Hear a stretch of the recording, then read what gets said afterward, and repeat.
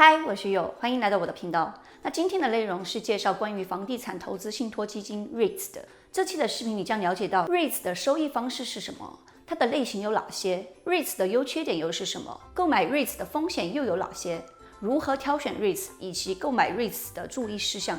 视频的最后，我也会告诉你我认为投资 REITs 的最好方法是什么，所以一定要把视频看到最后，这样你才不会错过任何重要的讯息。你是不是也想当包租婆或包租公，但由于存款不多，不够钱买房投资，所以只能羡慕那些不用工作，每月靠房租就能生活的人？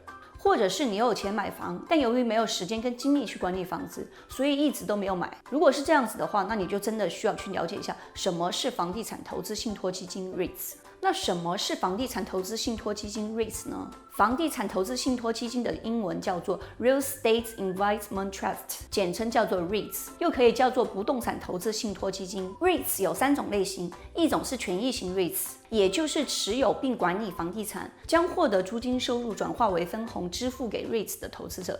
还有一种是抵押型 REITs， 通过贷款给房地产开发商赚取利息收入。抵押贷款所产生的利息是抵押型 REITs 的主要收入。第3种 REITs 是结合了权益型和抵押型的混合型 REITs， 一般所说的 REITs 大多都是指权益型的 REITs， 所以接下来的内容所提及的 REITs 都是围绕着权益型的 REITs 来说明的。REITs 能让你用很小的资金投资全球的房地产，你看好哪个国家的房地产，你就可以去买哪个国家的 REITs。REITs 是一种通过发行股份或收益凭证汇集投资者资金，由专门的投资机构进行房地产投资经营管理，并将投资的收益按比例分配给投资人的一种信托基金。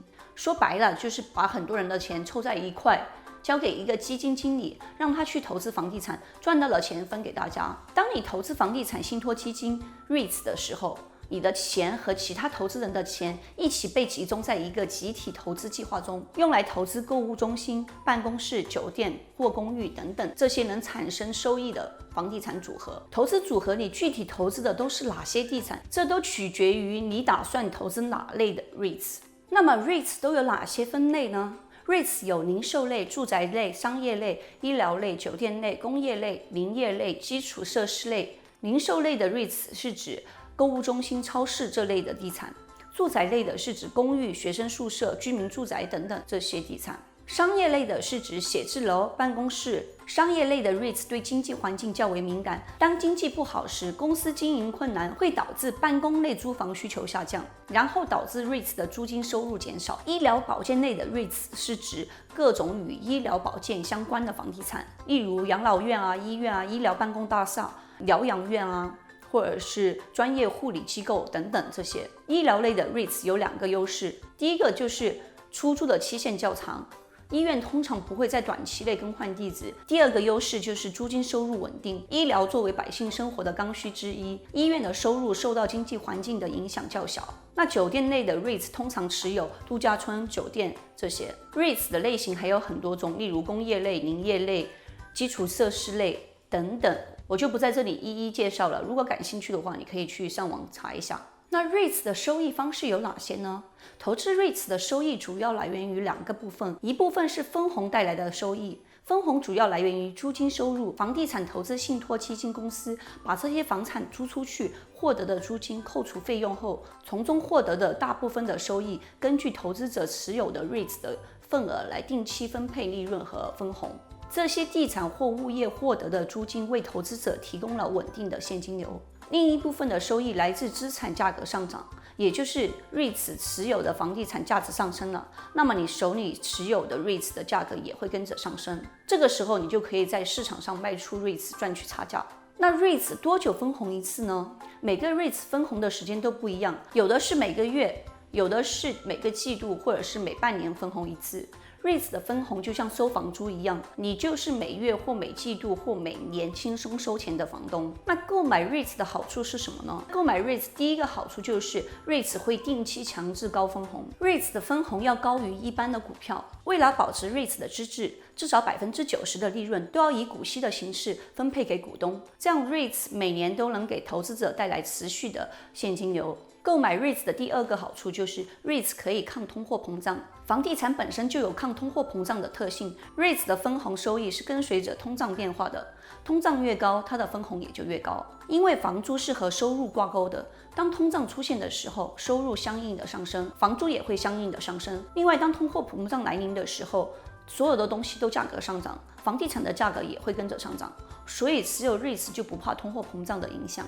购买 REITs 的第三个好处就是流动性。投资 REITs 相对于自己去买一套房子来投资，流动性更好。如果你自己买一个房子来投资，当你需要用钱的时候，变现成本非常高，需要花费不少的时间跟精力。一般来说，一套房子能够在3到6个月内卖掉，已经属于非常顺利的。有的房子甚至需要几年才能卖出去。但 REITs 不存在这个问题，大多数的 REITs 可以在交易所买卖。如果你急需用钱，或者是不想持有了，你可以直接在股票账户中卖掉变现，要比真正买一套房子方便很多。第四个购买 REITs 的好处就是投资门槛低。一般来说，自己买一套房子来投资所需的资金比较大，而如果我们购买 REITs 的话，几百或几千美元就可以开始投资房地产。REITs 为资金较小的投资者提供了一种低门槛投资房地产领域的机会。第五个购买 REITs 的好处就是可以分散风险。相较于自己投资1-2套房子 ，REITs 中房产更加多样化，数量更多，可以降低投资风险。一套房子的价值很大程度上取决于当地的经济、房子周围的环境以及房子本身的维护程度，还有很多微观因素会直接影响房子的价格。例如说，这个房子附近的学校质量如何，它的治安环境如何，邻居的素质又如何，交通是否便利等等。如果购买大型的 REITs， 或者是购买追踪房地产指数的 REITs ETF， 那么就可以把这些风险分摊掉。那购买 REITs 的第六个好处就是省去了自己管理的时间。有买过房子来投资的人都知道，自己不仅要花时间跟精力把房子租出去，房子租出去之后又要处理很多房子的琐事，空房期时自己还要承担物业管理费，这些都是令房东十分头痛的事情。就算是把房子托管出去，让房托公司来管理，也有被房托公司卷款跑路的事情发生。我之前就有把自己的2套房子委托出去，都被房托公司卷款跑路了。以后有机会的话，我专门做一个视频来说明这个事情。购买 REITs 的第7个好处就是REITs 与其他资产相关性低。投资最怕的就是投资组合中所有的资产都在下跌，在某些时候，股票和债券会同时下跌。这个时候，如果有一种走势相对独立的资产，就可以大大降低投资组合的风险。而 REITs 与股票还有债券的相关性都非常低，可以作为投资组合的重要补充。那投资 REITs 有哪些风险呢？投资 REITs 可能遇到的风险有以下几点。第一点就是收入风险。REITs 的分红是没有保证的，并且受到房地产投资信托基金收入波动的影响。在全球性或地方性的经济低迷甚至衰退的环境下，房地产的租金水平一般都会下降，例如入住率下降，或是租房价格变低，租金收入就可能会受到影响，所以投资人的收入也会跟着减少。那第二个 REITs 可能遇到的风险就是政策性风险。当相关法律、税收制度等改变时，可能会影响到 REITs 的负债比例以及所持有地产资产的估值等。还有就是地方性的建设规划调整，也会直接影响 REITs 所持有地产资产的价值。第三个购买 REITs 可能遇到的风险就是杠杆风险。如果房地产投资信托基金有借钱融资来购买资产，就存在杠杆风险。如果公司破产被清盘，它的资产首先会用来偿还债权人，剩余的资产才会分配给 REITs 的投资人。第四个购买 REITs 可能遇到的风险就是利率变动的风险。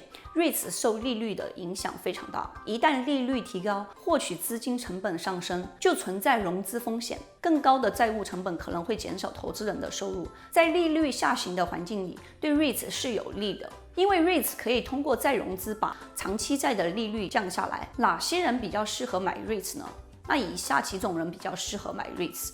那第一种的话，就是对于投资比较谨慎，觉得炒房风险太大，不敢投入太多资金买房，但又看好房地产的人。因为 REITs 是一种只需要很少资金就可以间接参与房地产投资的方式。那第二种适合买 REITs 的人，就是没有精力和时间来自己买卖或者是管理房子的人，相对于自己买卖房子或出租房子来说 ，REITs 操作更方便简单，不会像自己买卖房子那样周期长、手续繁琐，省去了大量的时间跟精力。那第三种适合买 REITs 的人，就是喜欢定期收到现金流的人。投资 REITs 能定期领取现金红利。投资 REITs 需要注意3点。第一点需要强调的是 ，REITs 是公司，企业有的风险，例如破产、信用违约等等 ，REITs 都会有。购买 REITs 就相当于购买一家公司的股票。如果自己对投资产品都不熟悉，就等于瞎买瞎卖，当然就会有风险。所以提前做一些调查研究，了解要购买的 REITs 是很有必要的。如果实在不想自己去做研究调查，那么可以去购买 REITs ETF， 这样就可以避免掉在单个 REITs 上再跟投的风险。第二点就是不要以为所有的 REITs 都是低风险和股息收入稳定的，投资前你应该阅读招股书和研究报告。去了解打算购买的 REITs 所投资的地产是哪类的地产，以及这类地产的风险是什么，然后问问你自己是否熟悉这类的风险。你还可以去了解这个基金经理的经验，还有他过去的记录，以及资金来源和资助者都有谁，并且了解相关的股息政策、费用还有收费的情况，以及这个 REITs 的负债率高不高。第三点需要注意的就是投资不同类别的地产，以及不同的地理位置，或者是不同的地产所有权，也就是地产是租的还是永久拥有的，都会产生不同的结果。REITs 经理的经验和收入分配政策，这些都可以导致不同 REITs 之间很大的风险差异。一些 REITs 可能比其他 REITs 需要承担更大的风险，如政治和监管风险。所以阅读招股说明书的投资方法以及风险部分，去了解可能存在的各种风险是很有必要的。那如何选择 REITs 呢？选择 REITs 我们可以挑选那种投资组合质量高的地产，例如地段好、出租率高、往期收益率高等等。你看好哪个国家的房地产，你就可以投资哪个国家的 REITs。如果你实在不懂如何挑选 REITs， 那么你可以直接购买 REITs ETF。所以去了解什么是 ETF 是很有必要的。如果你还不知道什么是 ETF， 就一定要去看看我的这个视频。很多有投资美股的朋友肯定会问，美股 REITs ETF 投资哪个好？那在这里我介绍一个美国比较出名的 REITs ETF， 就是 VNQ， 全称就是 Vanguard Real Estate ETF。它是美国最知名的不动产 ETF 之一，也是目前美国市值最大的 REITs ETF。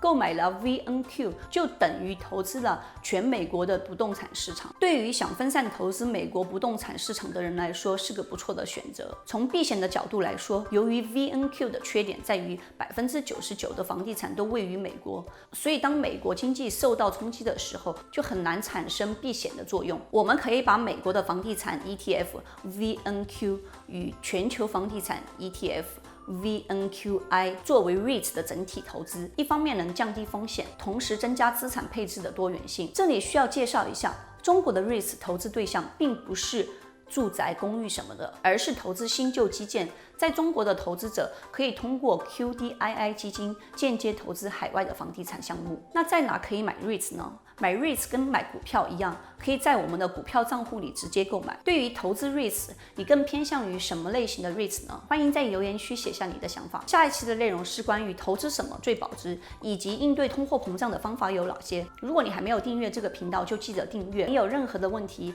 也欢迎在评论区留言。好了，我们下一期见，拜拜。